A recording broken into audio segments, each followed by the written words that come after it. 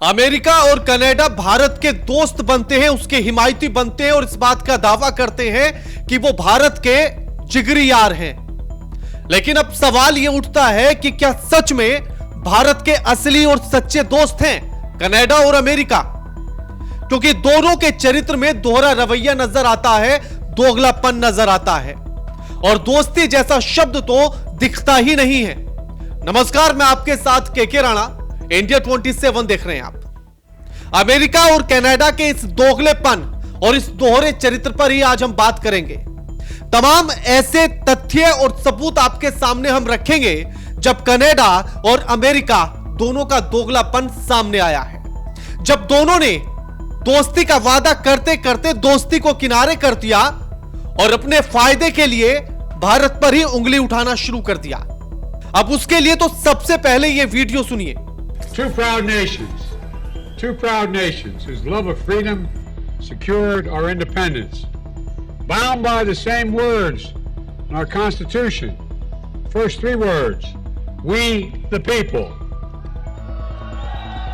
The enduring ties and shared values between our people and the shared responsibility as global leaders to tackle the great issues of our time together. अब इसके बाद ये video भी सुन लीजिए। We offered because we don't want to be in this situation of picking a fight with a significant trading partner with whom we have deep people-to-people ties and a long history and our fellow democracies.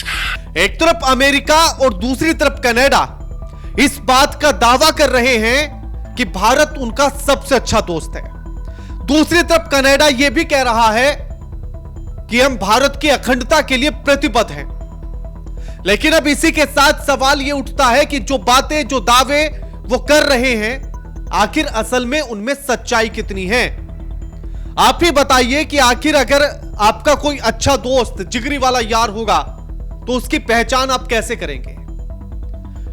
एक असल दोस्त, सच्चे दोस्त की पहचान यही है कि जब आप मुसीबत में हो तो वो आपके साथ आकर खड़ा हो जाए। अगर कोई तीसरा व्यक्ति आप पर उंगली उठाए तो आपका वो सच्चा दोस्त उस उंगली को तोड़ने की हिम्मत रखे या उस उठती हुई उंगली पर ही सवाल खड़ा कर दे कि आपकी हिम्मत कैसे हुई उंगली उठाने की। लेकिन यही दोनों सच्चे दोस्त इसका उलट कर रहे हैं। जब भारत पर कोई आरोप लगाता है, जब भारत पर कोई सवाल खड़े करता है, जब भारत की तरफ कोई उंगली उठाता है, तो ये दोनों दोस्त उसकी उंगली के साथ अपनी उंगली मिलाकर भारत की तरफ करने लगते हैं, भारत को उंगली दिखाने लगते हैं, तमाम आरोप लगाने लगते हैं। तो आप ही बताइए कि आखिर इनको दोस्त कैसा माना जाए, इन्हें कैसे दोस्त कहा जाए? अब आपको एक एक करके तथ्य देता हूं। अब ये लेटर देखिए, ये भारत की जांच एजेंसी NIA का लेटर है और जिसमें साफ तौर पर यह लिखा है कि उसने कनाडा में रहने वाले आतंकवादी पन्नू की संपत्ति जो अमृतसर और चंडीगढ़ में है उसको जब्त कर लिया है। और इसी लेटर में नीचे की तरफ जो लिखा है वो बड़ा अहम है, उसको पढ़ना और समझना बड़ा अहम है। उसमें लिखा है कि पन्नू का संगठन सिख फॉर जस्टिस भोले भाले युवाओं को कट्टरपंथी बनाने और उन्हें आतंकवादी अपराध और गतिविधियों के लिए उकसाने के लिए साइबर स्पेस का दुरुपयोग कर रहा है। NIA की जांच के दौरान यह सामने आया है कि SFJ का मुख्य संचालक और नियंत्रक पन्नू ही है। यह इस लेटर में लिखा है और इसी लेटर में फिर एक और सबसे बड़ी बात यह लिखी है कि पन्नू ही है जिसने कुछ दिन पहले कनाडा में गैर सिखों को, यानी कि भारतीय हिंदुओं को यह कहा था कि आप कनाडा छोड़कर चले जाइए। कुछ दिन पहले कनाडा से हिंदुओं को धमकाया था और उन्हें कनाडा छोड़ जाने की बात कही थी। लेकिन उस समय पर भी जब इस तरह से धमका रहा था पन्नू, तब भी कनाडा की सरकार एकदम से चुप थी, कुछ नहीं बोली, मानो कि उसने फेविकोल खा लिया हो गलती से और जिसके चलते उसकी जीभ घूम ही नहीं पा रही थी। इस तरह से चुप होकर बैठ गई। जबकि इसी पन्नू को 2019 में इसके संगठन को भारत सरकार बैन करती है और 2020 में इसे आतंकवादी घोषित करती है। लेकिन उसके बाद भी कनाडा और अमेरिका के लिए यह पन्नू उनका दामाद हो गया है, इसे सिर माथे पर बैठा रहे हैं वो। ये मान लीजिए कि खुले तौर पर वो ये कह रहे हैं कि अगर आपने पन्नू को कुछ कहा तो आप ये समझिए कि आप हमें कह रहे हैं। अब ऐसा कहने के बाद आप सोचिए कि वो सच्चा दोस्त किसका है। ऐसी बातें सुनने के बाद तो यही लगता है कि अमेरिका भारत का नहीं पन्नू का दोस्त है, पन्नू का सगा है। इसके सबूत भी आगे देंगे आपको। अब जरा ये लेटर देखिएगा। ये लेटर सिख फॉर जस्टिस यानी कि SFJ का है, जिसका संचालक या मुखिया पन्नू है, गुरपतवंत सिंह पन्नू है। और उसने इस लेटर में क्या लिखा है? इस लेटर में, ये लेटर जो है अभी अक्टूबर का ही है, इसी महीने का, कुछ दिन पहले का ये लेटर है। और इस लेटर में जो उसने दावा किया, जो लिखा है, सिख फॉर जस्टिस ने न्याय की तलाश में निष्कासित भारतीय उच्चायुक्त का पता लगाने की घोषणा की है, और जिसके लिए उसने $5 लाख रुपए का बजट जो है वो आवंटित किया है। $5 लाख का बजट भी उसने दिया है सरकार को। क्योंकि अभी कुछ दिन पहले आपने वो खबर सुनी होगी जब कनाडा ने जो है भारतीय उच्चायुक्त को कनाडा छोड़ने की बात कही थी। We've expelled a top Indian diplomat from Canada. ये कनाडा की तरफ से कहा गया था कि भारत के जो उच्चायुक्त हैं, जो राजदूत हैं, वो कनाडा छोड़ दें। और उसके बाद पन्नू एक अपने ऑफिशियल लेटर पर, उसके लेटर पैड पर यह लिखता है और कहता है कि $5 लाख का बजट आवंटित किया है उसने संजय वर्मा को खोजने के लिए, जो भारत के उच्चायुक्त हैं। और उसमें वो लिखता है कि प्रधानमंत्री ट्रूडो ने कनाडा की धरती पर एक कनाडाई नागरिक हरदीप सिंह निज्जर की हत्या में मदद करने वाले को न्याय के कटघरे में लाने के लिए अपनी सरकार की अटूट प्रतिबद्धता का प्रदर्शन किया है। भले ही ट्रूडो सरकार को मोदी सरकार और कनाडा में हिंदुत्व समर्थन लॉबी का कितना भी दबाव क्यों न झेलना पड़ा। यानी कि आप सोचिए कि सीधे तौर पर वो ये कह रहा है कि कनाडा के प्रधानमंत्री ने जो भारत पर निज्जर की हत्या को लेकर आरोप लगाए, चाहे वो भारत सरकार पर या भारत के एजेंसी रॉ पर या फिर जो है लॉरेंस बिश्नोई पर, वो जो हिम्मत उन्होंने दिखाई है वो लाजवाब है। और इन्हीं बातों से यह साबित होता है कि इसी के इशारे पर, इसी पन्नू के इशारे पर वो आरोप जो थे कनाडा के प्रधानमंत्री ट्रूडो ने लगाए थे। अब यहां तक तो बात समझ में आ जाती है कि किसके इशारे पर कनाडा के पीएम घूम रहे हैं। लेकिन अब इसके आगे की कहानी और सुनिएगा।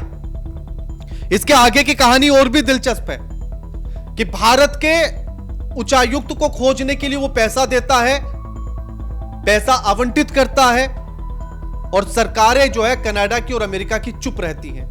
भैया तुम कौन हो जो भारत के राजदूत को खोजने के लिए पैसे दोगे? और क्या जुर्म किया जो आप खोज रहे हैं उसे? लेकिन अब इसी के साथ ये वीडियो देखिए। इस वीडियो में क्या कहा उसने। 19 ਨਵੰਬਰ ਤੋਂ ਗਲੋਬਲ ਬਲੌਕੇਡ ਤੇ 에ਅਰ ਇੰਡੀਆ ਦੁਨੀਆ ਦੇ ਵਿੱਚ ਚੱਲਣ ਨਹੀਂ ਦਿੱਤੀ ਜਾਏਗੀ। ਸਿੱਖ ਪੰਥ ਵਾਲਿਓ 19 ਨਵੰਬਰ ਤੋਂ ਬਾਅਦ 에ਅਰ ਇੰਡੀਆ 'ਚ ਸਫ਼ਰ ਨਹੀਂ ਕਰਨਾ, ਜਾਨ ਨੂੰ ਖਤਰਾ ਹੋ ਸਕਦਾ ਹੈ। अब वो भारत को खुले तौर पर यह धमकी दे रहा है कि 1 नवंबर से लेकर 19 नवंबर तक कोई भी सिख एयर इंडिया की फ्लाइट में सफर ना करे, क्योंकि उसमें धमाका होगा।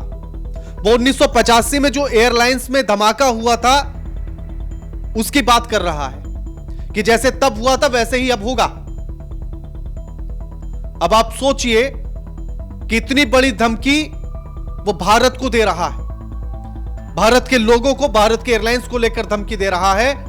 ना तो कनाडा की सरकार कुछ बोलती है और ना ही अमेरिका की सरकार कुछ बोलती है। दोनों एकदम चुप्पी साधे बैठे हुए हैं, मुंह पर उंगली लगाकर बैठे हैं। आखिर क्यों? अब ये दोनों कैसे उसका समर्थन कर रहे हैं, इसकी भी एक कहानी बताते हैं। पिछले साल 2023 में जो है निज्जर की हत्या हुई, उसी के बाद फिर एक और खबर सामने आई कि इसी पन्नू की हत्या के लिए भी साजिश रची गई, जिसको अमेरिका की एजेंसी ने नाकाम कर दिया। उसकी कहानी मैंने इससे पिछली वीडियो में बताई है कि कैसे वो नाकाम हुई थी, क्या कहानी अमेरिका ने सुनाई थी और अमेरिका ने किस तरह की फालतू थर्ड क्लास कहानी उसको लेकर सुनाई थी। वो सारी बात मैंने उसमें बताई है।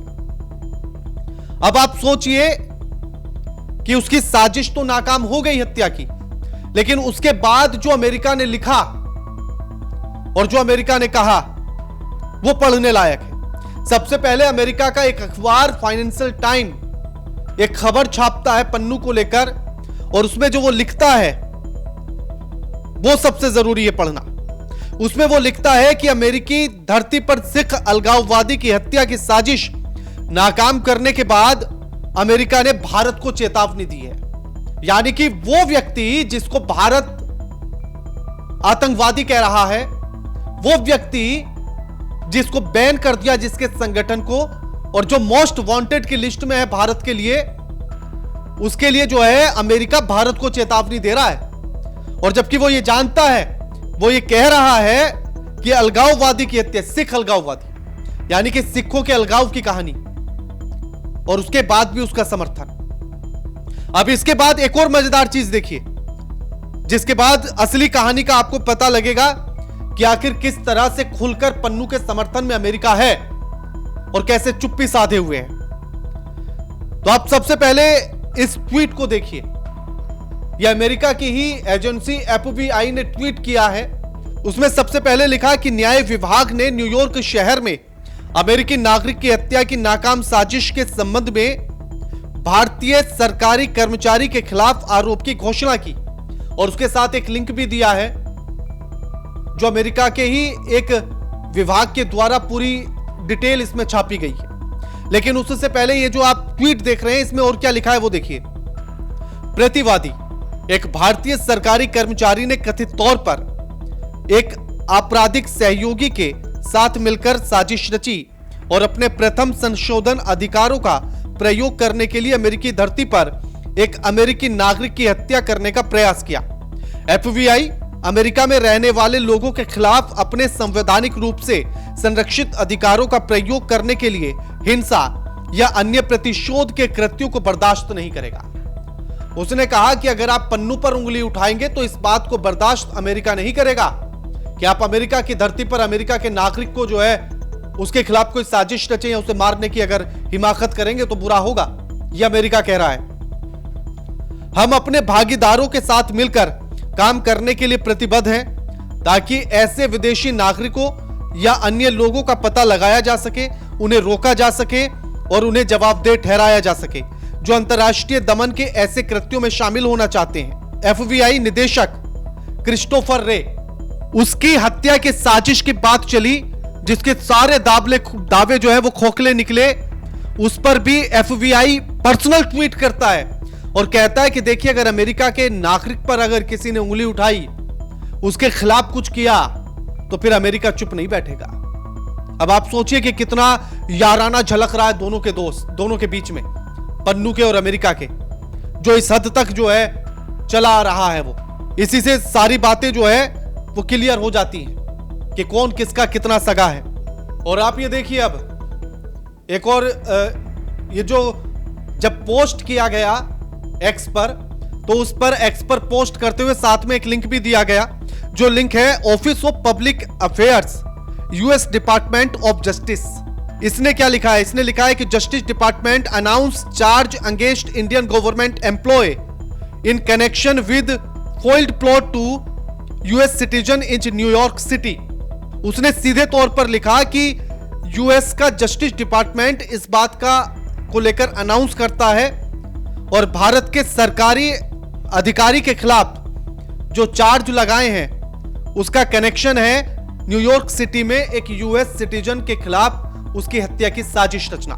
ये सोचिए, ये US का ऑफिस ऑफ पब्लिक अफेयर्स ऐसी बात लिख रहा है।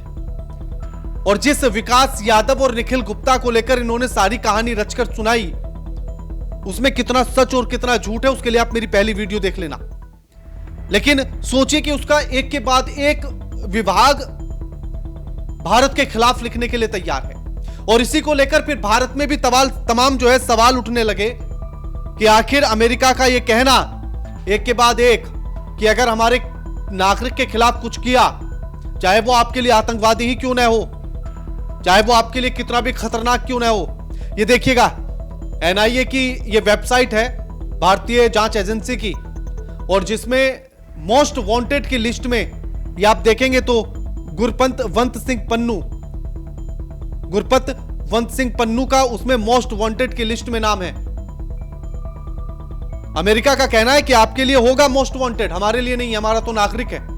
और अगर आप इसके खिलाफ कुछ करेंगे तो फिर हम भी चुप नहीं बैठेंगे। इसी को लेकर फिर भारत में तमाम सवाल उठने लगे और भारत में जो सवाल उठे, जो लोगों ने सवाल उठाए, उसमें लोगों का क्या कहना है वो आपको मैं दिखाता हूं। अब ये देखिएगा आप, मेलावान करके ये एक एक्स हैंडल है जिस पर लिखा गया है कि पन्नू एक खालिस्तानी आतंकवादी है जो खुलेआम बम से उड़ाने की धमकी एयर इंडिया को दे रहा है। यूएस इस पर जो है कोई भी एक्शन क्यों नहीं लेता, और वो यूएस का जो है नागरिक है। लॉजिकली क्या इसको ये माना जाए कि पन्नू जो धमकी दे रहा है वो यूएस के आधार पर दे रहा है? क्या ये आतंक यूएस ही, अमेरिका ही फैलवा रहा है उसके आधार पर ये माना जाए? इसके बाद एक और ट्वीट आपको दिखाते हैं, उसमें भी इसी तरह की बात लिखी है। ये सिक्योरिटी का एक ऑफिशियल अकाउंट है, ब्लू टिक भी है इस पर। वो भी यही लिखते हैं कि खालिस्तानी आतंकवादी गुरपतवंत सिंह पन्नू कह रहा है कि सिख एयर इंडिया की फ्लाइट में 1 नवंबर से 19 नवंबर तक सफर न करें क्योंकि वहां बम धमाका होगा। तो क्या इस आतंक की खुली धमकी को जो पन्नू दे रहा है वो अमेरिका का एक सम्मानित नागरिक है? तो इस पर अमेरिका चुप क्यों है? उसके बाद हितेश शंकर ने भी ऐसा ही लिखा। उन्होंने लिखा कि पन्नू खुलेआम धमकी दे रहा है और कह रहा है लोगों से कि आप एयर इंडिया की फ्लाइट में जो है 1 नवंबर से 19 नवंबर तक सफर ना करें क्योंकि वहां धमाका होगा। ट्रूडो गवर्नमेंट ने भी कुछ ऐसा ही स्टेटमेंट दिया। आतंकवादी के खिलाफ अगर कोई साजिश होगी किसी भी तरह की उसकी हत्या को लेकर, तो उसके खिलाफ क्या भारत के लिए ये एक युद्ध माना जाए? जिस तरह की धमकी दी जा रही है पन्नू के आधार पर, तो क्या अमेरिका और कनाडा की तरफ से ये भारत के लिए युद्ध की चुनौती है? क्या उसकी एक धमकी है? ये माना जाए? ये एक के बाद एक भारत में इस तरह की बातें अब चलने लगी है। तो सवाल वही है कि अमेरिका जो लगातार और कनाडा जो भारत को लेकर अपना दोस्त कहता है, आखिर वो पन्नू की इस धमकी के बाद चुप क्यों है? वो क्यों नहीं कहता है पन्नू से कि तुम भारत को इस तरह की धमकी क्यों दे सकते हो, कैसे दे सकते हो? वो इस बात को क्यों नहीं कह रहा है? तो क्या यह माना जाए कि जो पन्नू धमकी दे रहा है उसके पीछे अमेरिका है और अमेरिका ही यह धमकी दिलवा रहा है, या उसके पीछे कनाडा है और कनाडा ही ये धमकी दिलवा रहा है? तो अब इसी के साथ एक और तस्वीर देख लीजिए, हाल ही की तस्वीर, एकदम ताजा ताजा। जो ब्रिक्स सम्मेलन चल रहा है वहां से एक तस्वीर आई रूस से निकलकर। ये डिनर टेबल की तस्वीर है जहां बीच में बैठे हुए पुतिन, उनके एक तरफ है प्रधानमंत्री नरेंद्र मोदी और दूसरी तरफ है शी जिनपिंग। और इस तस्वीर को देखने के बाद अमेरिका जल भुन गया होगा क्योंकि भारत का डंका कहां कहां बजता है साफ तौर पर सबको पता है। अमेरिका ने इस बात को लेकर भी प्रेशर बनाया कि जो युद्ध चल रहा था रूस के साथ कि आप उसमें रूस की निंदा कीजिए, लेकिन भारत ने उसको लेकर कुछ नहीं कहा। फिर जब भारत तेल खरीद रहा था रूस से, उसको लेकर भी लगातार दबाव बनाया गया कि आप उससे तेल मत खरीदिए, लेकिन भारत ने फिर भी तेल खरीदा। रूस और भारत की दोस्ती मजबूत है, इसके सबूत भी दिखते हैं। जब निज्जर धमकी देता है तब भी दिखते हैं। जब इस पर जो है अमेरिका और कनाडा तमाम तरह के आरोप लगाता है निज्जर की हत्या को लेकर, तब भी रूस क्या कहता है वो सुनिएगा। For Washington has not given so far any credible information or evidence that Indian citizens are involved in the preparation of killing of some Pannun. As for the speculations, since there is no evidence, they are not acceptable. रूस की तरफ से उसके जो विदेश मंत्रालय के प्रवक्ता हैं वो ये कह रही हैं कि ये सिर्फ एक कहानी बनाई जा रही है भारत पर आरोप लगाने के लिए। तो ये है सच्चे दोस्त की निशानी जो अमेरिका और कनाडा नहीं समझ सकते हैं। और रूस में जिस तरह से भारत का स्वागत हुआ, पुतिन ने जिस तरह से गले लगाकर प्रधानमंत्री का स्वागत किया गर्मजोशी के साथ, उसको देखकर तो पक्का जल रहा है अमेरिका, क्योंकि भारत का उठता हुआ कद उससे झिलेगा नहीं। उसका सबसे बड़ा कारण यह है कि पन्नू की पीठ पर बंदूक रखकर वो इसलिए चलाना चाहता है उसके कंधे पर, क्योंकि उसको यह पता है कि सबसे तेजी से बढ़ती हुई अर्थव्यवस्था भारत है। भारत को पूरी दुनिया मित्रता की नजर से देख रही है और आने वाले समय में यही है जो दुनिया पर राज करेगा। तो इसीलिए वो भारत को तोड़ना चाहता है। पन्नू जैसे खालिस्तानी समर्थक आतंकवादियों के आधार पर भारत को तोड़ना, उसको आर्थिक तौर पर नुकसान पहुंचाना, राजनीतिक तौर पर नुकसान पहुंचाने की साजिश रच रहा है, ताकि उसके पास जो दरोगा वाली कमान है ना अमेरिका के, वो बनी रहे। रूस समर्थन में है। शी जिनपिंग से जिस तरह से बातचीत हो रही है, भले से बहुत अच्छे मित्र नहीं है, लेकिन मित्रता की उस श्रेणी में आ जाएंगे, बाकी देशों को भी ले आएंगे। तो अमेरिका से वो कमान ना छिन जाए, इसलिए वो भारत के टुकड़े पन्नू के कंधे पर बंदूक रखकर कराना चाहता है। लेकिन याद रखें कि 2024 का भारत है, इतनी आसान नहीं है। पन्नू धमकी दे दे, लेकिन उसे अंजाम नहीं पहुंचा सकता, क्योंकि भारत नया भारत है, जवाब देना जानता है। और आप क्या समझते हैं इस पूरे कहानी को लेकर, पन्नू के और अमेरिका के समर्थन को लेकर, निज्जर की हत्या पर कनाडा को लेकर और पन्नू के समर्थन को लेकर? आप हमें कमेंट बॉक्स में कमेंट करके जरूर बताइए। और क्या अमेरिका को यह डर है कि भारत अगला जो है मेन सेंटर ना बन जाए पावर का, जो अभी तक अमेरिका के पास है? तो क्या उसी डर की वजह से ये सब कुछ हो रहा है? और यह भी सुना जा रहा है कि ब्रिक्स में जो है नई करेंसी का ऐलान हो सकता है, चीन भी समर्थन देगा, तो ऐसे में अमेरिका का जो डॉलर है वो कमजोर हो सकता है। तो इसको लेकर आप क्या सोचते हैं, हमें कमेंट करके जरूर बताइएगा। वीडियो को शेयर कीजिएगा और चैनल को सब्सक्राइब करना मत भूलिएगा। नमस्कार।